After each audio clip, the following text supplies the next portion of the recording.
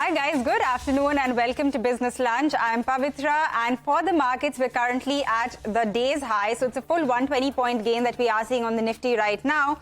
In fact, from the starting level, it's been a full 100-point gain that we have seen. So it's a good day of trade. Mid-caps completely in line as well. So there's 0.5% in terms of a gain there too. And if you take a look at the advanced decline, we're currently at over 1,700 stocks which are advancing for just around 1,100 which are in the red. So it's definitely shaping out to be quite a good day, currently at that 18,440 kind of level. The Nifty Bank, which was seeing some cuts earlier in the day, that has also seen a good recovery. So that is currently 190 points higher on the Nifty Bank. Let's take a look at some of the top gainers. Reliance, by the way, is one stock which is doing very well today. So that's adding a lot of support to this market. Apart from that, it is a lot about the tech names today. Of course, we got that big 1.5% kind of rally on the Nasdaq. So you have a lot of the larger tech names, HCL Tech, Tech Mahindra, those ones doing very well. A lot of the mid-cap IT companies also seeing good moves today. And of course, then on the mid-caps, there are those crazy moves coming in on the earnings. So something like a MedPlus is rallying.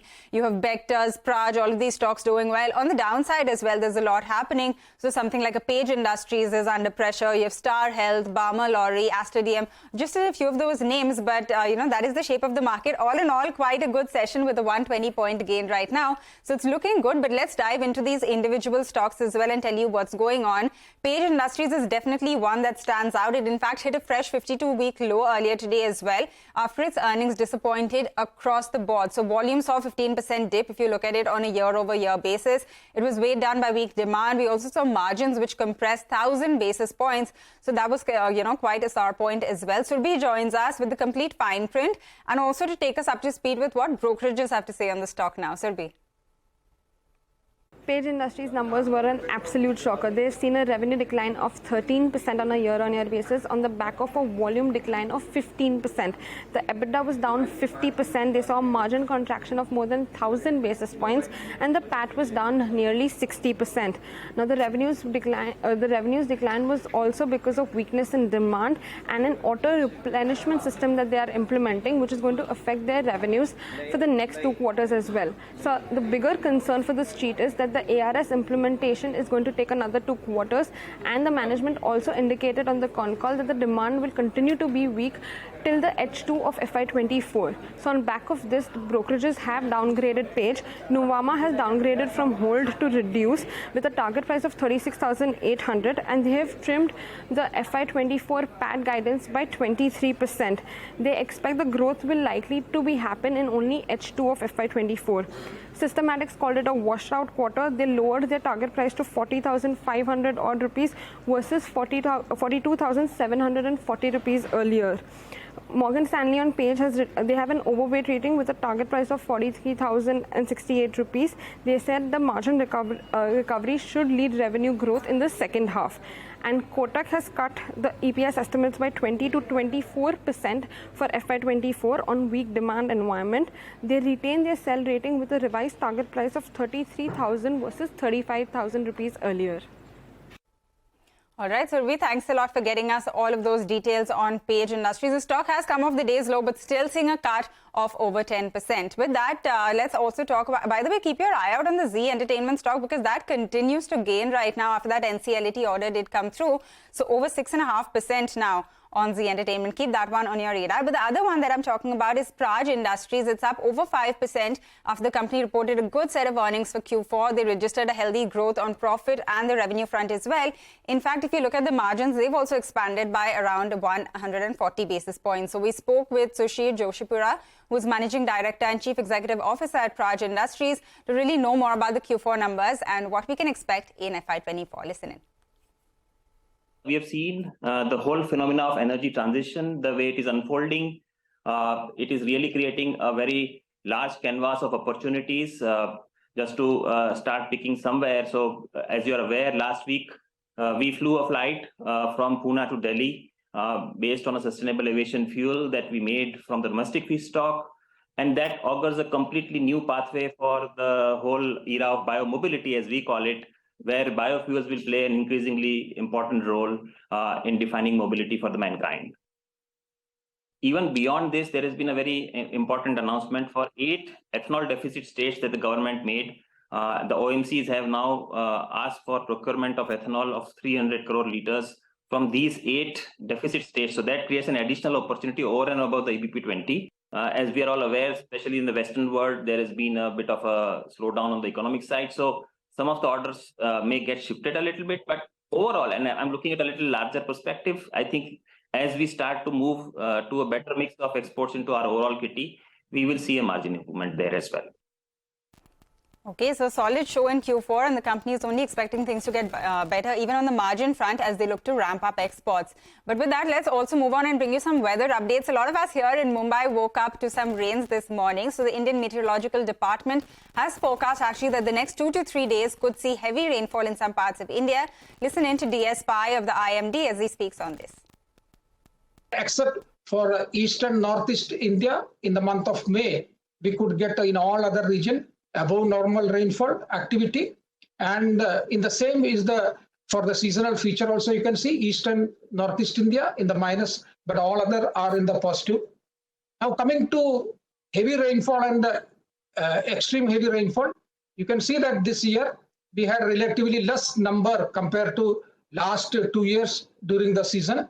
So you had only 201 11, maybe last yesterday and the next 2-3 days we may get some more, but still we may much lag behind the last 2 years also. And this is the region that you can see that where heavy rainfall events had occurred. All right, that is the word from the Met on what they're forecasting in terms of rainfall for the coming month, that is for June. But with that, let's also bring you some global market updates that we are tracking. Wall Street futures are trading pretty mixed right now as investors await more updates on the debt ceiling negotiations. Negotiators continue to hold meetings over raising the debt ceiling, and so far there is no agreement in sight in spite of the various rounds that have taken place. We have CNBC's Kayla Tosh who's here with this special report from Washington. Negotiators met for several hours at the White House yesterday. No breakthroughs to report as that X date nears. We await more news on exactly what happened for about 4 hours behind closed doors, and that new warning from Fitch sparking frustration and fear here in Washington. Republicans reiterating that is why they wanted to begin negotiating in February, and a White House and Treasury statement saying that the rating warning underscores the need for swift bipartisan action by Congress to raise or suspend the debt limit and avoid what they're calling a manufactured crisis for our economy. Now, yesterday, at least, optimism was scant. Democrats were airing frustrations on bad messaging and the process, and McCarthy's top negotiator was saying that we're past the responsible deadline for a deal. The major issue continues to be the overall spending level, and here's how Speaker McCarthy put it yesterday afternoon. It all comes down to, you know why we're here. The Democrats in power spend too much money. We have our biggest debt ever. We have spent more money under the Democrat control in our expenditures in our 50-year history, just on our average of GDP, but we're spending more than we've ever spent. And all of this while we're bringing in more money than at any other time. So that was the last time we heard from negotiators publicly, and you just heard Speaker McCarthy say that we know what it takes to get a deal. Well, we're also still waiting to hear what marching orders he's given his conference ahead of that week-long recess. Has he instructed them to stay behind? Has he instructed them that a deal could be reached in the coming days? Punchbowl News, for its part, is reporting this morning that there is some optimism, at least in the Republican camp, for a deal that could be struck within that time frame. The White House, up until this point, has not shared that optimism. We will see if that changes today based on what happened overnight, guys. But certainly with that warning from Fitch, Brian, you mentioned the fact that Fitch is not necessarily carrying the same power as the other ratings agencies, which grade the U.S. government on its ability to pay and its reputation worldwide. Fitch is just saying that, essentially in this situation, it's getting a little too dicey and injecting some more urgency here. All right, Kayla, thanks a lot for getting us those updates. We will, of course, keep bringing you anything more that we can pick up on the debt ceiling talks as the days, goes by. But for now, we're getting Samvardhana Motherson's results on your screen now. We are, on the front line. It actually looks quite okay. The revenue is up around 30% at 22,470 crores. This is versus the around 17,240 crores that we had last year. The stock has seen a big drop after that initial recovery. So I'm waiting for some more internals. EBITDA is up nearly 60%. Actually, on the margin front also, there has been a bit of an expansion. So the margin has come in at 9%. What we had last year at the same time was 7.3%. So there has been a margin expansion there as well. Net profit at 653 crores. So maybe there is something more in the numbers that we'll have to wait by and bring you, because the stock has taken a bit of a fall ever since the numbers did hit the exchanges.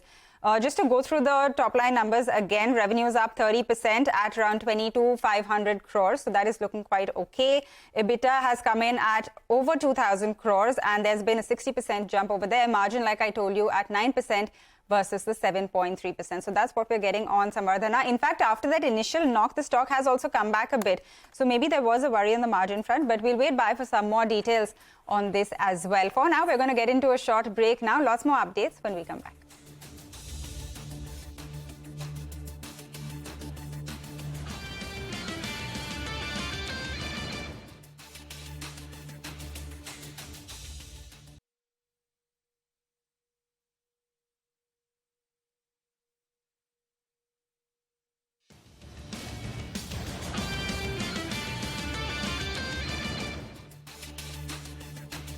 Welcome back. You're still tuned into Business Lunch. So we were talking about Samvardhana Motherson's numbers, which, look quite good if you look at it on what's come from the revenue. Even on the margin front, like I was pointing out, there has been quite an expansion to 9% from the earlier around 7% that we had last year.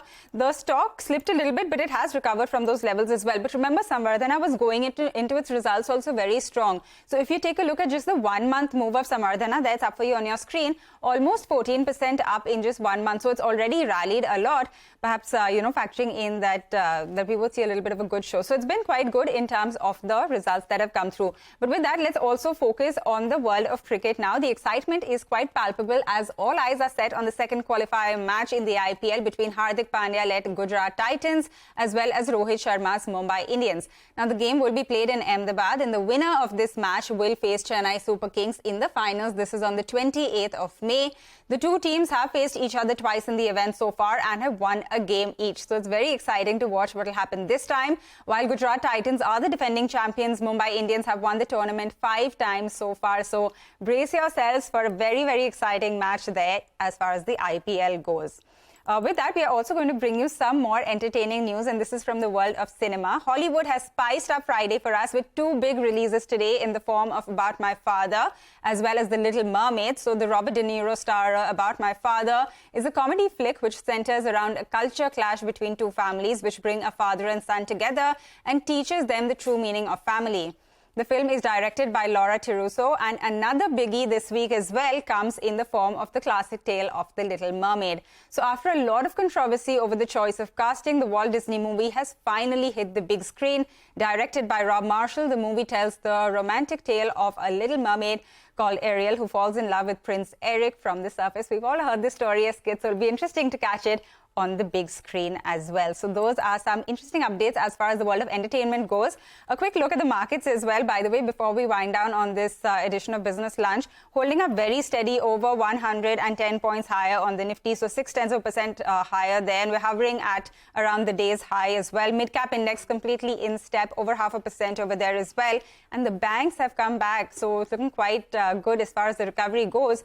For stocks in the red, not too many at all. You just have a handful, few of the names which are under pressure. A lot of the PSUs, so the likes of Power Grid, ONGC, seeing some cuts. But all in all, this is shaping up to be quite a good session for us. Thanks for tuning in. We have Mid-Cap Radar coming up for you after this short break.